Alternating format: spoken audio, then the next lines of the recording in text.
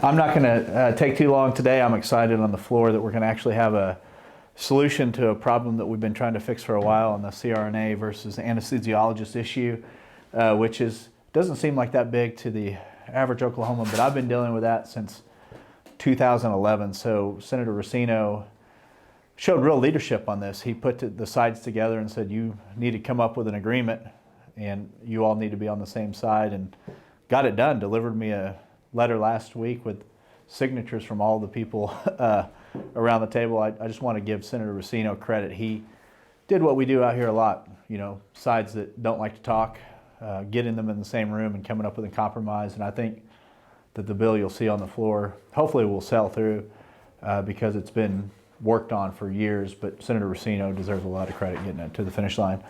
Also a bill on suicide prevention that Senator Allison Ickley Freeman will be shepherding through, and I'll open up to any questions you may have. Scott's got a bill on abortion. What are your thoughts on that? It's a brainwave and heartbeat bill. I'm very supportive of it. In 1999, I went to work for Tom Coburn in the U.S. House, and he was trying to run a bill. Code of Federal Regulations defines death as the absence of brainwave and heartbeat, and he was trying to say the converse would be true for life, and I've been working on that issue for over 20 years. Hopefully he'll have some success. You think it'll pass constitutional muster? It seems like every time you guys pass a bill like that, it gets challenged. Well, everyone will get challenged, absolutely. Every bill that is aimed at protecting life gets challenged.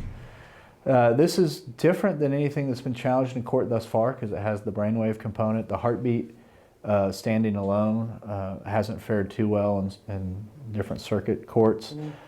However, the current standard the Supreme Court has set in Planned Parenthood versus Casey and Roe v. Wade is really viability. Mm-hmm. This would seek to change that standard to is there life present? And so it could save a huge number of babies. The current abortion laws, if I'm remembering correctly, it's 22 weeks, no abortions after 22 weeks? Yeah, I think it's 20 weeks. It was the pain-capable bill that Senator Jolly passed a few years ago. Over the weekend, Oklahoma Watch had a story indicated the governor's going to expand Medicaid, I think by executive order, more or less, and that it just boils down to you guys have to pay for it.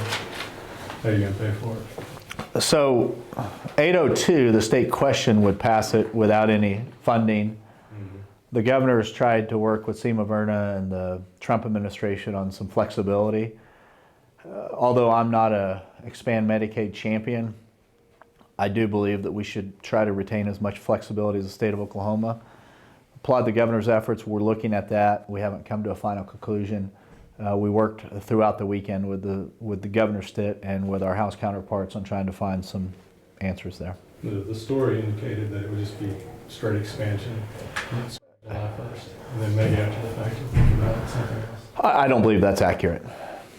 Okay. Would that make you hesitant if if you sign off now, basically like, hey, we'll expand Medicaid, and then maybe later we'll get a waiver to cover some of these people, or? I think they'd be part and parcel of the same thing if I were anywhere near supportive. So the governor went to Washington D.C. with his staff, and I think negotiated a very good deal on the healthy adults, trying to come up with flexibility because of the pending state ballot measure. That gives us zero flexibility, puts it in the Constitution, and I at least applaud efforts to try to maintain flexibility. The federal court struck down the work requirements again Friday. And basically they said, look, Medicaid law doesn't say, it only exists for coverage. It doesn't exist to make health outcomes better. It doesn't exist to help people become self-sufficient, so you can't tack these things onto it. Yeah, I encourage you to look at the Healthy Adults waiver form. It's got it's made into a template now if you haven't looked at it. And they have pretty much check boxes for everything you plan on doing waiver-wise, and some waivers that have been pre-approved in others, or not pre-approved, approved in other states that they're willing to do. I'm well aware that some of the states that have had work requirements have voluntarily withdrawn them themselves. The premium conversation is another conversation that we're having, though, of can you have some modest premiums and have people bought into their own health care. If we're looking at Medicaid expansion or no Medicaid expansion, you'll find me on no Medicaid expansion every time. I've yet to be convinced that the state question's going to have any chance of being defeated without some viable alternative to providing health care in underserved areas. So I'm still looking at it. I haven't made up my mind, but we're having that conversation. What can we expect the rest of the week? You know, this is a busy week, being the third week of session, so we should expect a lot of time in committees, and you should expect us to be this healthcare conversation heating up a lot, and you'll hear a lot of conversations about it over the next few days. Fast tracking any bills through the process? Not that I'm aware of. Just to go back to abortion briefly, House Bill 1182 passed the House, it was like 2 weeks ago, physician licensure bill. Where does that stand? Where is that headed? So it's going through the normal process. Senator Allen is the author of it over here. Representative Olson passed it out of the House. It was a holdover bill from last year, I believe. But it will just go through our normal committee process when we get to the House bills.